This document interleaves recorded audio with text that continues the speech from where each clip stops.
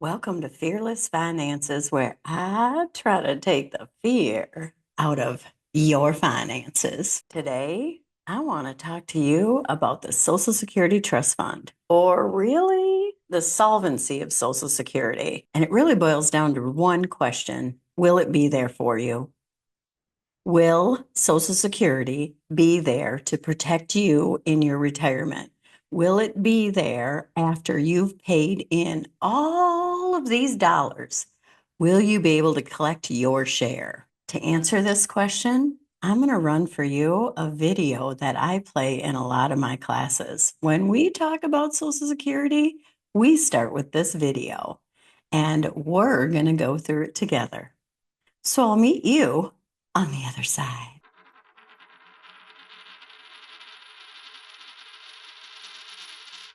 Before we get too far into this, if you could do me a favor and subscribe, it's going to help me grow this channel.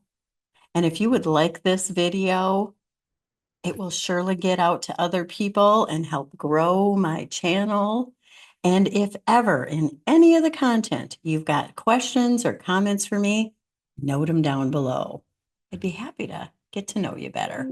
So let's get to that Social Security video. Now, as we go through this video, I would like you to try to find some way to keep track of how many true statements you hear in this and how many you believe are false. Because once the video is over, and it's only about 3 minutes long, it's not long at all, I'm going to ask you if you believe there was more true or false in the entire video. Also, it begins with a nice little ditty, very upbeat. So you should like it. So let's get to it. So what's up with the Social Security Trust Fund? Well, let's start with what is the Social Security Trust Fund? Check this out. Between 1935 and the 1950s, there were many more workers paying into Social Security than there were retirees drawing money out. During that time, there was much more money coming in than going out. So it was put into a trust fund for future Social Security retirees. The politicians of both parties saw all of that money and simply could not resist the temptation to raid the trust fund. They took out all of the money, $2.7 trillion that is, and put in U.S. government notes, or IOUs. They reasoned that, when needed, the IOUs could always be redeemed by the government for cash. So, what's the problem? The problem is, when the payroll taxes do not bring in enough money to pay for the benefits that must be paid out, then money will be needed from the trust fund. This could happen as early as 2015. It is a problem when the U.S. is spending between $600 billion to $1 trillion every year, more than it's taking in. America has an accumulated debt of almost $17 trillion. This means that there is no money to redeem the IOUs, and the only way to get the money is to borrow it. It's like having a deadbeat roommate that is always borrowing money and is deeply in debt. He tells you, "Don't worry about it. If you have my IOUs, all I have to do is borrow the money to pay you when you need it." He spends more than he earns every year, and the only way that he can borrow the money is if he can find someone dumb enough to loan it to him. The reality is that the trust funds are empty, and the only backing for Social Security shortfalls is the ability of the U.S. to borrow more money. When politicians give you the line of BS that, "Don't worry, the Social Security Trust Fund is secure until the 2030s," then say to him or her, "Show me the money in the trust fund." They can't show you anything because the trust funds are empty. The Social Security funding crisis was also brought on by expanding and increasing the benefits by politicians since its beginning in 1935. They increased the benefits to get more votes without concern for how to pay for them. This happened over and over again until we have arrived at the present with about $20.5 trillion in unfunded Social Security obligations. The trust fund is obviously empty, and by 2015, the money coming in won't be enough to support the money that's going out. Let's face it, the Social Security system is broke, out of money, or as they say in Washington, insolvent. This makes me so angry. Our so-called elected officials spend like crazy to stay in power, and they don't really care about any of us. Worst of all, they force us to pay the Social Security payroll tax, when they know as well as we do that we will never see a dime of Social Security. Did that video contain more true statements or more false ones? And what'd you think about that music? Was it a fun little ditty? Yeah, this is what I can tell you. Most people think there's more true statements than false statements. But the reality is there's more false statements than true statements. Don't think for a minute it's because you're not smart or you got it wrong. Because the reality is there's lots of forces out there telling us these lies about Social Security over and over again. And this level of disinformation and misinformation makes it really difficult for people to know what's really going on. So what I'm going to do is we're going to scroll this on back to the very beginning, and we'll take a few of these points one by one and talk about the truth of the matter. So, what's up with the Social Security Trust Fund? Well, let's start with what is the Social Security Trust Fund? Check this out. Between 1935 and the 1950s, there were many more workers paying into Social Security than there were retirees drawing money out. True or false? And that one is true, right? In the early days of Social Security, there were far more workers than recipients. And in fact, because people live longer today, people didn't collect as long either. So it was very solvent in the early days. In fact, the initial tax for Social Security, 1% on each side. The employer paid 1% and the employee paid 1%. Today, the full tax is 15.3, but 2.9 of that is for Medicare. So the other 12% or so is Social Security, about 6% on both sides today. Let's go back and see what else we can find out. During that time, there was much more money coming in than going out. So it was put into a trust fund for future Social Security retirees. Wrong. Now, granted, every year that we had Social Security back then and all the other years, it didn't always balance out completely at zero. Sometimes, depending on how many workers were paying in, there'd be extra, and sometimes there might be a minor shortfall. And as a result, there was a bank account or a trust fund or a prudent reserve set up to cover that. But the Social Security Trust Fund that we're talking about here was designed in the 1980s under Ronald Reagan. You see, they knew that going forward, when those baby boomers hit Social Security age, there was going to be a lot more recipients than workers paying in. And they intentionally built the trust fund. This was a plan. It was all planned. And we'll talk about that in a minute, but I'm going to put the proof sources for that in the doobly-doo down in the description. And you'll get to hear what Reagan was actually saying to Congress at that period of time and how the bill evolved. The current trust fund bill, that is. But let's go back to the video. The politicians of both parties saw all of that money and simply could not resist the temptation to raid the trust fund.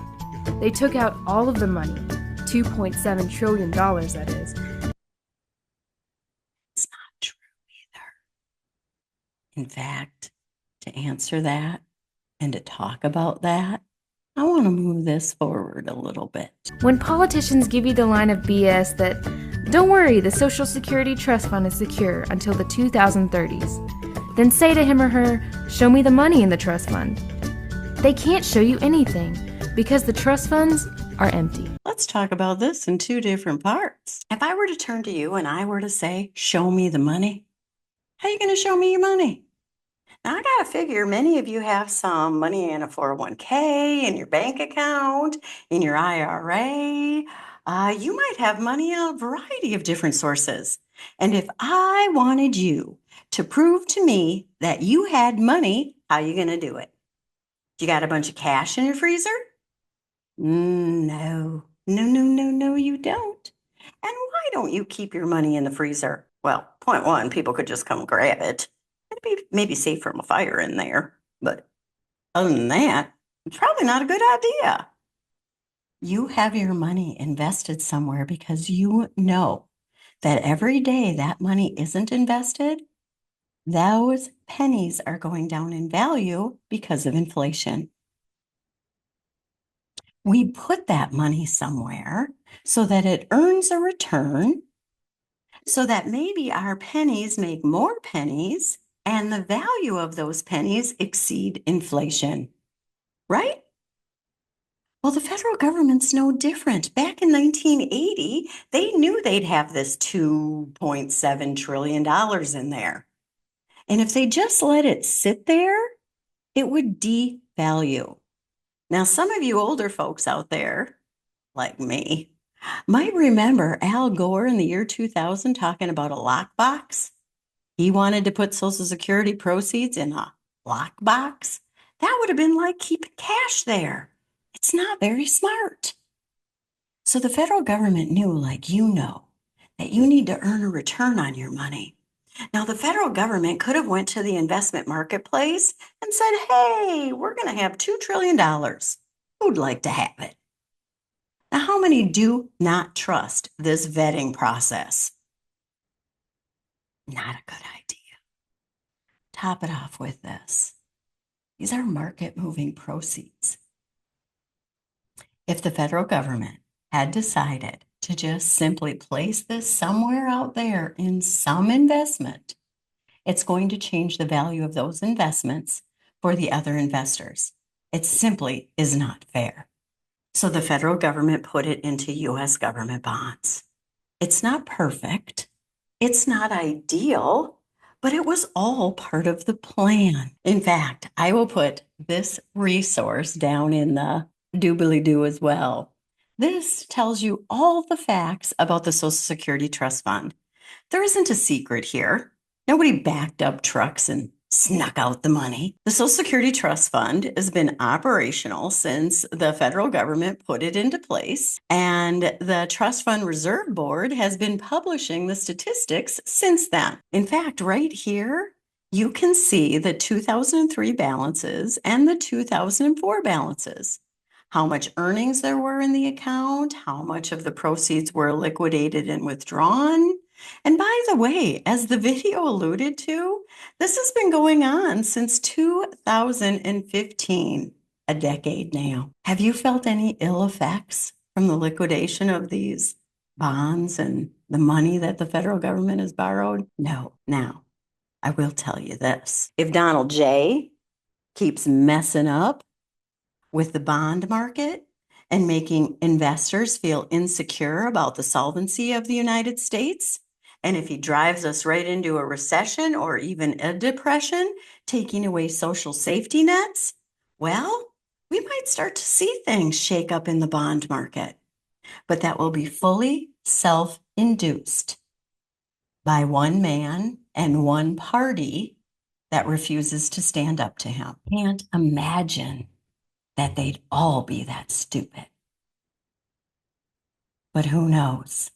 So call your Congress people. And to that end, I want to talk about another point in this video. Was also brought on by expanding and increasing the benefits by politicians since its beginning in 1935. Wrong again. Social Security has essentially had two different phases, and I'm going to put a resource for this too down in the doobly-doo. Social Security has essentially had two different phases. One of them is expansion, and the other, retrenchment. Now, the expansion phase went from about 1935 to probably about 1975. During this period of time, we added on survivor benefits, spousal benefits, disability income to Social Security.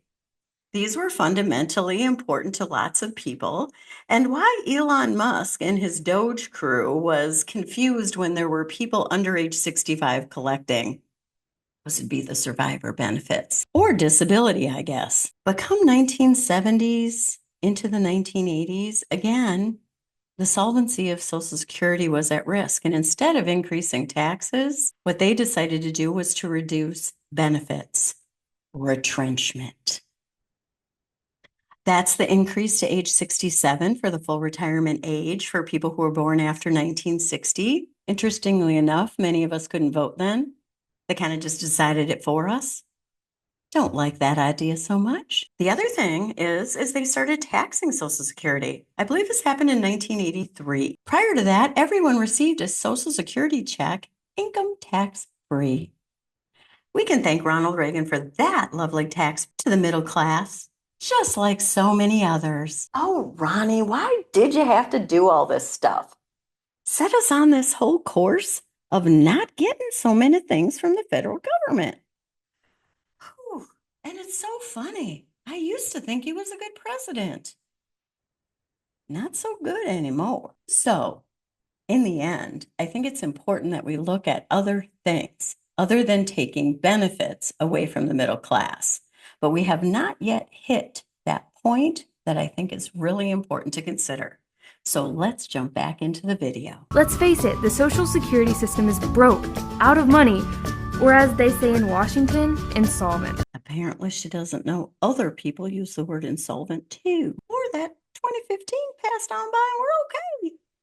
Yay, us. We still haven't gotten to that point yet. This makes me so angry.